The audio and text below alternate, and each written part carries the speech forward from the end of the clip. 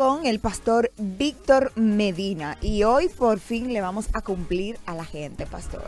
Recordarle a la gente que puede escribirnos a través del WhatsApp al 809-227-9290. Si usted escribe la pregunta es más fácil para nosotros leerla acá que en una nota de voz. Pastor, y yo voy a iniciar con algo que me preguntó una persona que está tratando de entrar a la iglesia y me decía que siempre se ha escuchado hablar del vino, siempre se ha escuchado hablar de la parte de que Jesús multiplicó el vino, etcétera.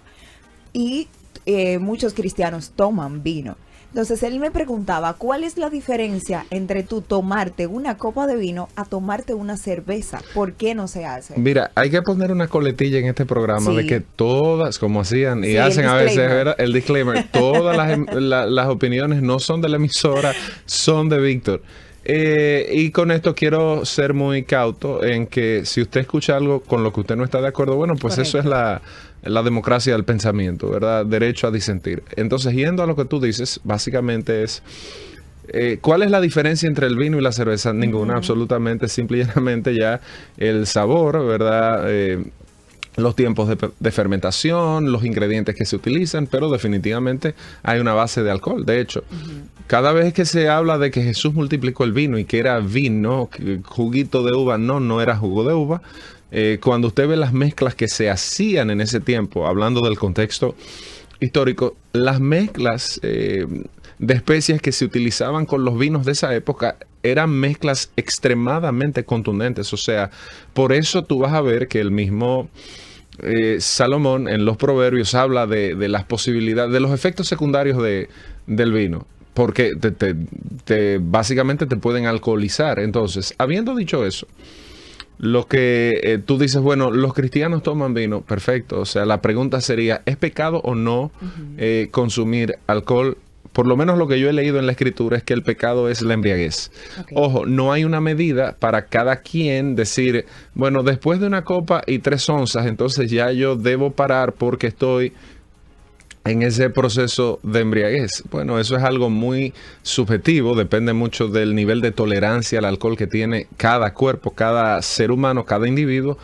Entonces, es respetable el hecho de que alguien diga, mira, yo no consumo porque, ojo aquí, hay gente que viene de una práctica. Se supone que el cristianismo va a promovernos o a proponernos una nueva manera de vivir. Y hay gente que viene de una práctica donde el alcohol ha sido esclavizante, donde el alcohol ha sido devastador en sus vidas, donde el alcohol ha sido probablemente el punto pivotal que ha hecho que toda una familia se pierda, todos unos negocios se pierdan, porque abriste una puerta que se convirtió en un vicio esclavizante. Bueno, pues entonces yo no les recomendaría nunca a una persona que venga con ese prontuario, o sea, sería contradictorio porque usted volvería a algo de lo que usted ha sido esclavo. Y se supone que eso no le conviene. Mire, aunque usted no sea cristiano, si usted logró zafarse de esa vida de alcoholismo, pues no vuelva a ella, no le abra una brecha porque eso va entrando. Ahora, decir que es pecado, yo creo que es un error. Yo creo que es un error si usted se toma una copa de vino. Y a mí lo que me llama la atención es que hay mucha gente que lo disimula. Entonces, o sea, trata de decir, bueno, yo me tomo, es como cristianizando el vino y satanizando la cerveza. No, en la base en la base científica de lo que se está hablando es alcohol y punto. Que usted tome vodka, que usted tome, ojo aquí, repito el disclaimer, yo no estoy mandando a nadie a hacerlo, estoy poniendo un pensamiento para que usted lo digiera. ¿Cuáles son los otros efectos? Usted tiene el efecto social, ¿verdad? Y el efecto social en nuestro país hay que saber manejarlo. ¿Por qué? Porque lamentablemente nosotros mismos le hemos enseñado a la sociedad que es contradictorio que usted vea a un cristiano no voy a mencionar marcas que no patrocinan, ¿verdad? Que usted vea a un cristiano con una cerveza, la gente dice, bueno, y es cristiano. Pero al final del día, nosotros mismos hemos construido ese imaginario en la gente, diciendo que eso no es así. Entonces hay que saber cuidar la forma. El fondo ya lo hemos planteado, no lo es, pero usted tiene que saber cuidar la forma. Hay gente, y ahí sí la Biblia dice, mira, por amor del otro, y lo vemos en Romanos claramente, Romanos 14, mira, hay cosas que si a tu hermano le son tropiezos, no las hagas. Correcto. Porque tú estás siendo el punto de quiebre para que una persona a quien eso le es pecado, pues no lo hagas. Ese es el concepto del fuerte y del débil en la fe. Hay gente que te dice, mira, para mí eso es pecado. Bueno, ¿qué es más importante, la relación interpersonal o tú demostrar tu habilidad teológica? No, la Biblia, si tú tienes una verdadera habilidad teológica, la Biblia te enseña que lo más importante es el prójimo. Entonces, si a Lorraine verme a mí, que soy pastor, tomándome una copa, una cerveza o un vodka o lo que usted quiera, y eso la va a poner en un estado de paroxismo y se va a espeluznar, bueno, pues entonces, ¿qué yo voy a hacer? Eximirme por amor de. Ahora, hay una diferencia entre eximirme por amor de y ser una persona que tenga una simulación de dos vidas, que son dos cosas diferentes. Mantenga su posición, como yo soy conocido por dar este tipo de declaraciones en todos los lugares, por eso siempre las sostengo y verdaderamente yo creo en lo que pienso. Por eso cuando me preguntan ¿y por qué son preguntas difíciles? Porque lo convencional es irse por lo que todo el mundo quiere oír. Bueno, como yo no pienso así, yo quiero ser coherente con lo que yo pienso en ese sentido. Pastor, yo creo que también en ese punto hay una parte que como respuesta cerrada, que muchas personas le preguntan, ¿tú tomas? Y dicen, no tomo porque soy cristiano. Sí, pero ¿por qué no tomas? ¿Por qué no te embriagas? ¿Cuál es la razón de no hacerlo? Sería y a veces nos encasillamos en decir porque soy cristiano y no darle una respuesta concreta a la gente y expresarle el entendimiento que tienes del por qué no embriagarse. Claro, de racionalizar. Ojo aquí, embriagarse, la Biblia sí lo tipifica como pecado en Efesios claramente. Ahora, el camino hacia la embriaguez, por eso lo racionalicé. Y yo creo que hay gente que es tardo racionalista a veces. O sea, como que le toma mucho llegar a una idea. O sea, usted no puede comprar un enlatado porque eso es básicamente un lavado de conciencia. No, usted tiene que llegar a sus propias conclusiones para tener sus propias convicciones. Entonces, al final del día, es bueno, ¿por qué yo no lo hago? Bueno, yo sé explicar, o por qué sí lo hago, sé explicar, y por eso Romanos pone una cláusula, como el disclaimer que pone Pura Vida, dice, Pablo, mira, ten cuidado con lo que tú apruebas.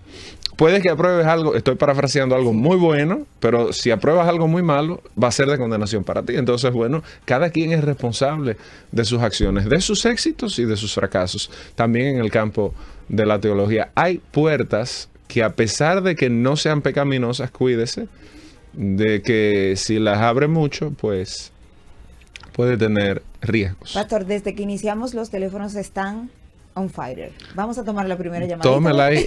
Me van a poner contra las cuerdas. Hoy es lunes, señores, y hoy es 15. Vida, buenos días. Hola, buen día, bendiciones, pastor.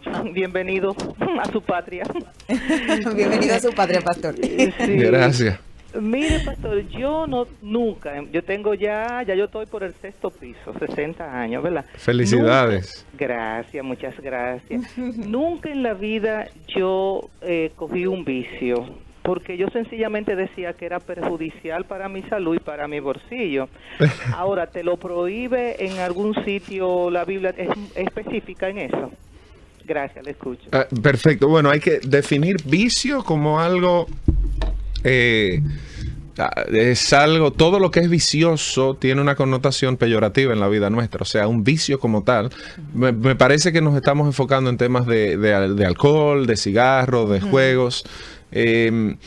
Decir que es una prohibición per se, bíblicamente, es un reto, aunque evidentemente que si yo abro las líneas para eso, la gente va a citar un verso y otro y otro y otro, pero crear una postura bíblica no es solo un versículo, sino es todo un pensamiento a través de la escritura. Ahora, ¿cuál es el tema? El tema es que en la escritura sí vemos un principio de ética cristiana. Entonces, la ética cristiana, que es un derivado o una interpretación de las escrituras, la ética cristiana nos enseña claramente que hay límites que poner. O sea, la ética, ese elemento que va a ir definiendo lo bueno y lo malo dentro del parámetro de los cristianos. Por ende, cuando usted va poniendo uno de los vicios, un ludópata, una gente que juega, que apuesta y esto y lo otro, es una persona que está corriendo un terreno muy, muy, muy peligroso, porque sí va a caer hoy o mañana en elementos totalmente pecaminosos. Está siendo irresponsable con el manejo del dinero, está promoviendo una cultura que es contracristiana en muchos elementos. Entonces ahí sí ya usted está atentando contra la ética del creyente. Y yo responsablemente creo que ya ahí nos acercamos a puertas pecaminosas. Ahora, los vicios como tal, todo lo que es un vicio termina siendo algo pernicioso, y todo lo que nos hace daño en consecuencia es un pecado, porque nosotros tenemos que cuidar lo que Dios nos dio. Cuando hablamos del templo del Espíritu Santo, fíjese que esto a mí me gusta mucho, porque la gente habla de, bueno, el templo, nosotros, ¿verdad? El templo, el cuerpo.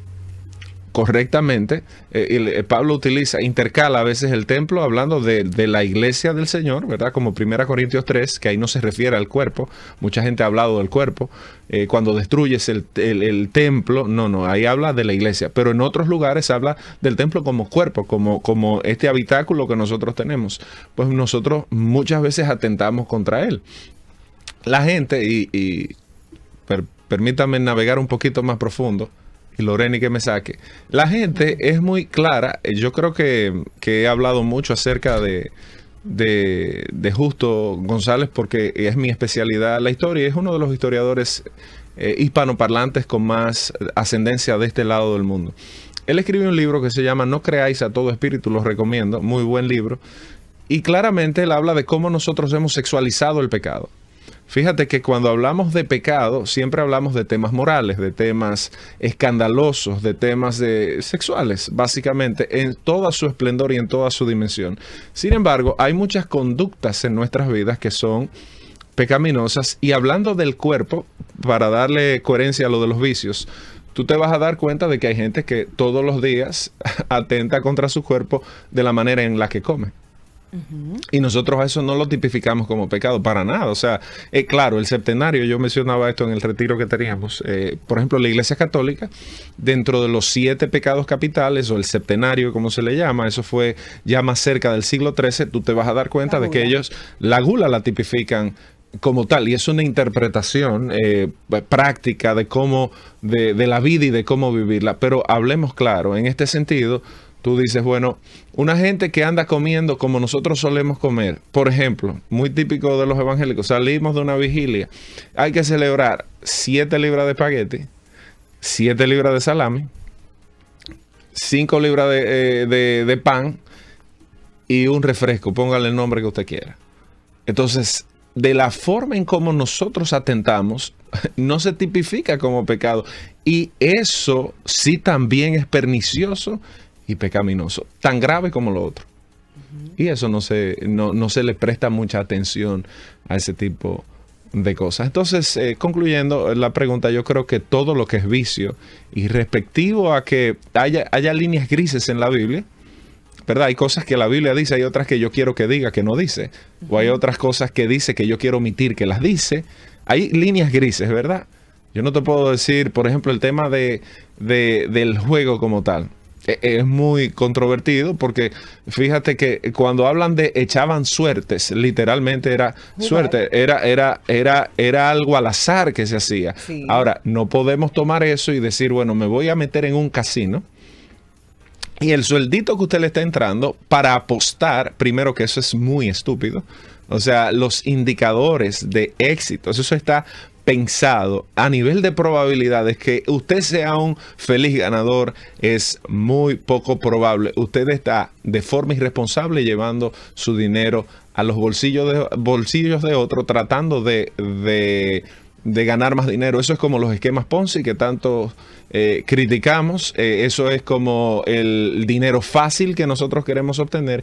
Y a mí me preocupa que también hablamos de mucha responsabilidad y de hombría, aunque aquí hay un espacio, ¿verdad?, que se encarga de hablarle a los hombres.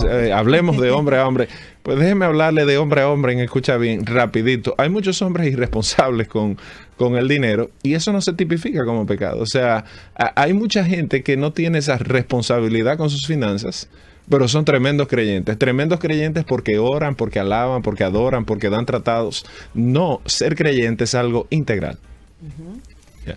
Pastor, siguiendo en ese mismo tenor, justamente nos hacen una preguntita por acá. Si es pecado jugar a la lotería, por qué utilizamos el método de sorteo para recaudar fondos. Claro, primero vamos a recordar el principio de la lotería. ¿Quién la establece? La establece un fraile, ¿verdad? O sea, un cristiano, independientemente de la denominación, una persona que la lotería estaba pensada para ayudar a los pobres. Entonces, hablar de sorteo como algo pecaminoso, por eso mencionaba que hay muchos elementos grises. Yo no creo que un sorteo sea algo pecaminoso. Y si hablamos de jugar a la lotería, volvamos al tema de que probablemente el pecado no sea jugar el número. El pecado es la administración financiera o la mala administración financiera que nosotros tenemos con los pocos recursos que tenemos. Oye, y usted puede ser una persona que tenga de sobra para jugar. Yo conozco mucha gente que van todos los sábados a depositar 100 pesos. Y tú sabes, y no voy a mencionar el nombre, pero todos saben lo que pasa los sábados y los que juegan. Y todos los hermanos que me están oyendo dicen, eso es complete la frase, ¿verdad? Porque usted sabe perfectamente. Y entonces decimos, cuando eso pase o cuando yo me gane eso, yo daré mi ofrenda o daré mi diezmo. Mira, al final, el racional que mucha gente utiliza es, bueno, para yo, y ojo, yo conozco a uno de el señor con canas que sale entregando esos premios, lo conozco muy bien y siempre le pregunto, nos juntamos en una cancha de tenis y le pregunto, le digo relajando, mira, dime los números, los que van a salir el próximo sábado, a ver si yo me ahorro años de trabajo, y relajando, y me dice, mira, no, oye el racional, me dice, para tú dejar 100 pesos de propina, 100 pesos allí, ¿cuánto tú dejas en esos lugares? Bueno, pues ahórrate 100 pesos y déjalos allí. Eso suena muy interesante, porque tú dices, bueno, probabilísticamente los 100 pesos que yo le dejo al ballet o que le doy de propina al mesero o lo que fuera, no tienen un retorno. Eso tiene una probabilidad muy diminuta, pero una probabilidad de retorno y de un retorno con creces. Y tú dices, bueno, no es una locura. Sin embargo, desde el punto de vista económico, sigue siendo un gasto irresponsable, porque no tiene necesariamente un retorno que tú puedas medir. Tú lo estás dando, lo das aquí, lo das allí, lo das allá. Entonces, yo creo que más que el hecho de tú ir a ese lugar es lo que te lleva allá. ¿Cuáles son esas motivaciones? ¿Cómo tú estás manejando tu dinero? Yo pienso que por ahí esa es mi línea de pensamiento. Reitero, por tercera vez, lo que yo pienso no es lo que piensa la emisora, probablemente no es lo que usted piensa ni lo que piensa su pastor. Pero bueno, escuche, analice y pondere y saque usted sus propias conclusiones. Muchísimas gracias, pastor. A ustedes, si llegaron tarde a esta conversación, recuerde que puede entrar a nuestro canal de Facebook, Pura Vida FM, y ahí lo va a encontrar. Nosotros seguimos disfrutando de la programación de Contigo en tus Mañanas.